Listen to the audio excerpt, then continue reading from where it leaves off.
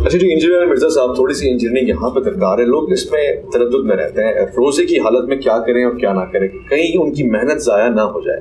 تو انسولین اگر لگا لیں، کوئی مریض ہے جس کو شوگر کے لیے اپنی دوائیات کا استعمال کرنا ہے خاص طور سے، یا اس کے علاوہ کوئی انجیکشن ہے جی ٹیٹنس کا انجیکشن ہے، چوٹ لگ گئی ہے، تو پہلے تو وہ جسم سے خون نکل جانے پہ روزے کی صحت رہے گی، اور دوسرا اگر وہ خون لگواتے ہیں یا انجیکشن یا کوئی ایسی دوا کھاتے ہیں روزے کے کیا معاملہ رہے گا؟ دیکھیں چونکہ مریض ہے نا، تو مریض کو تو اللہ تعالیٰ نے اجازت دی ہے کہ وہ روزے کو موقوف کر سکتا ہے، یہ تو سورۃ البقرہ میں واضح ہے.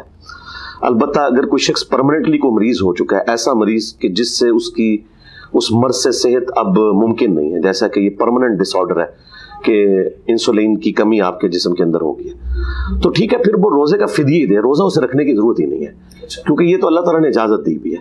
لیکن آپ یہ کہنا کہ ہم روزہ بھی اپنا کنٹینیو کریں گے اور اس دوران ہم انسولین بھی لگاتے رہیں گے، ہم ادویات بھی کھاتے رہیں گے، تو ظاہر ہے وہ روزے کی جو اپنی ایک روحانیت تھی، جو چیز جڑی ہوئی تھی اس کے ساتھ، وہ تو آپ نے ختم کر دی نا. تو بخاری میں واضح قول موجود ہے عبداللہ ابن عباس کا کہ جسم میں کوئی بھی چیز داخل کرنے سے روزہ ٹوٹتا ہے، نکالنے سے نہیں ٹوٹتا. البتہ خون جو نکلا اس سے تو روزہ نہیں ٹوٹا، لیکن اگر کوئی خون لگواتا ہے یا انجیکشن کے ذریعے دوائی جسم کے اندر داخل کرتا ہے، اگرچہ اس میں علماء کے دو اقوال ہیں. ایک یہ کہتے ہیں کہ اگر آپ نے بلڈ کی وین کے اندر داخل کیا ہے پھر تو آپ کے اوپر روزہ جو ہے وہ ٹوٹ گیا، البتہ گوشت میں لگایا تو نہیں ٹوٹا. ہمارے نزدیک تو جب آپ مریض ہیں، مریض کو ویسے ہی اللہ نے اجازت دی ہے کہ وہ روزہ چھوڑ سکتا ہے. اور میں کئی ایسے شوگر کے مریضوں کو جانتا ہوں 70+ ہیں، لیکن وہ اپنے روزے چلاتے ہیں، انہوں نے اپنی ٹائمنگ ایسی سیٹ کی ہے کہ انہیں ایسا ضرورت نہیں پڑتی انسولین لگانے کی یا کوئی چیز انٹیک کرنے کی. اگر کسی کا شوگر کا مرض اس لیول تک بگڑ گیا کہ وہ بیچارہ کچھ نہ کچھ ہر وقت اس کو کھانا پڑتا ہے اپنے شوگر لیول کو مینٹین کرنے کے لیے یا جسم کو سٹیبل کرنے کے لیے، تو ظاہر ہے پھر وہ شرعی مریض ہے، اس پہ روزے ہے ہی نہیں ہے. ہاں وہ صرف فدیہ دے گا پھر تو وہ انشاءاللہ تعالیٰ اسے اجر بھی ملے گا، بے فکر ہے، اس میں کوئی ٹینشن لینے کی ضرورت نہیں ہے. اللہ تعالیٰ نے اسے اس آزمائش میں ڈالا ہے نا. ہاں جی، وہ بخاری مسلم میں حدیث ہے کہ جب کوئی شخص بیمار ہوتا ہے نا تو اللہ تعالیٰ فرشتوں سے فرماتا ہے کہ بتاؤ اگر میں اسے صحت یاب کر دوں تو یہ وہی والی نیکیاں دوبارہ شروع کر دے گا جو پہلے کرتا تھا. تو فرشتے کہتے ہیں ہاں، تو اللہ تعالیٰ فرماتا ہے کہ اس کی نیکیاں پھر وہی لکھو جو تم پہلے کر رہا تھا. یہ اللہ کی طرف سے انعام ملتا ہے اسے. لطفاً اس پہ ایک سوال بنتا ہے، بہت توجہ طلب ہوگا. بہت ساری چیزیں ایسی ہیں جیسے کہ اللہ رب العزت کا پوچھنا ملائکہ سے یا بندگان خدا سے. ہم کہتے ہیں کہ اللہ علام الغیوب ہے، وہ سب کچھ جانتا ہے، تو پوچھنے سے کیا مراد ہوگا؟ پوچھنے سے مراد یہ ہوتا ہے نا کہ یہ اس بات کا ٹیسٹ ہے نا.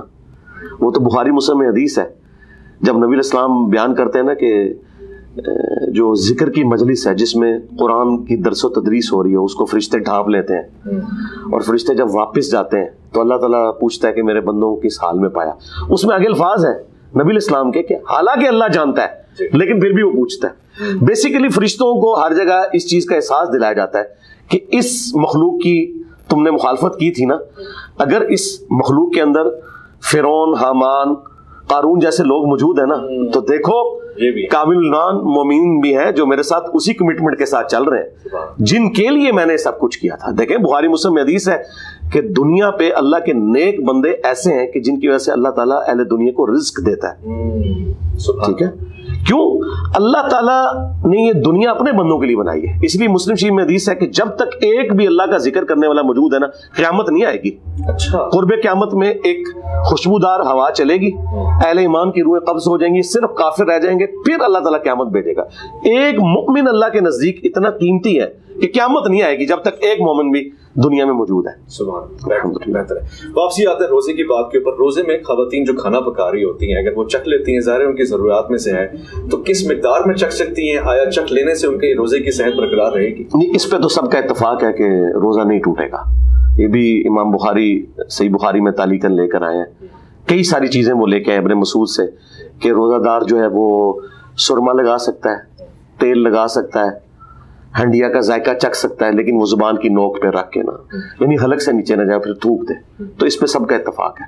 لیکن میرا خیال ہے آج کے اس سائنٹیفک دور کے اندر جب हम रेगुलरली कुकिंग करते हैं तो चखना ऐसा जरूरी कोई नहीं है, मैथमेटिकली पता होता है कि यार इतना खाना है तो इतना नमक, फिर भी अगर किसी को बहुत ज्यादा वहम है ना तो थोड़ा कम डाल ले, नमक ज्यादा हो गया तो मुसीबत होगी, कम से तो मुसीबत नहीं होती है बाद में। इससे पता लगता है कि आप खाने बनाने में भी इंटरेस्ट रखते हैं, बनाते रहते हैं। मैं खाने बनाने में तो इतना इंटरेस्ट शायद मुझे तो नहीं आता, लेकिन कम से कम मुझे यानी खाने की पहचान है मुझे, यानी चूजी हूं मैं इस मामले में। अच्छा, हाँ जी, बेहतर है। अच्छा, अब कुछ लोग ज़ाहिर रिसर्चर बनते हैं यहाँ पे, वो कहते हैं जी सांस जब अंदर जा सकती है तो वो हज़रत अब्दुल्लाह इब्न अब्बास की जो हदीस है उसका तोड़ हो गया, फिर चखने वाले मामले में अगर एक्सक्यूज मिल सकती है फिर तो उस हदीस की वैल्यूएशन कोई नहीं बची ना, कि आप चीज़ें ले भी रहे हैं फिर भी रोज़ा बाकी है। देखें ये जो चखने वाला मामला है ना वो तो जुबान से है ना, हलक से नीचे नहीं ना गया, ठीक है। दूसरा इस पे भी सबका इत्तेफाक है कि बलगम जो अंदर से बाहर आती है वो अगर दोबारा अंदर कोई निगल ले तब भी इसमें कोई मसला नहीं है। इसी तरीके से किसी शख्स ने कुल्ली की है, किसी खास हद तक ही पानी बाहर निकलता है ना, जो मुंह में ठंडक रह जाती है वो तो फिर थूक के साथ अंदर चली जाती है। ये वो चीजें हैं जिनको आप अवॉइड नहीं कर सकते, कान में पानी का चला जाना।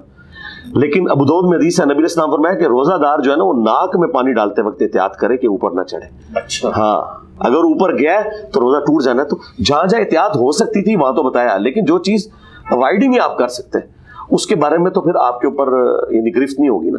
लेकिन अब अगर कोई कहे ना हवा ऑक्सीजन तो बेसिक नीड है ना, वो तो एक उसके बगैर हाँ, लेकिन अब इसकी बुनियाद पे कोई कहे जी मैं सिगरेट पी लूं, या एक बंदा दमे का मरीज है वो कहे मैं इनहेलर का यूज करूं और जिसमें दवाई भी मैं इनटेक कर लूं, तो फिर हम उनकी तसल्ली के लिए ज्यादा से ज्यादा ये कहते हैं कि ठीक है। वो कहते हैं जी कभी कभार दौरा पड़ता है जब ज्यादा, तो फिर हमें इनहेलर यूज करना पड़ता है। फिर हम उन्हें पता क्या कहते हैं कि ठीक है यार आप इनहेलर यूज कर लिया करो, ठीक है, लेकिन एहतियातन एक रोजे की कज़ा बाद में दो, और अगर वो देने में तरद्दुद है तो एक का फिदिया जरूर दे दो, क्योंकि ये मामला तुम्हारा डाउटफुल है।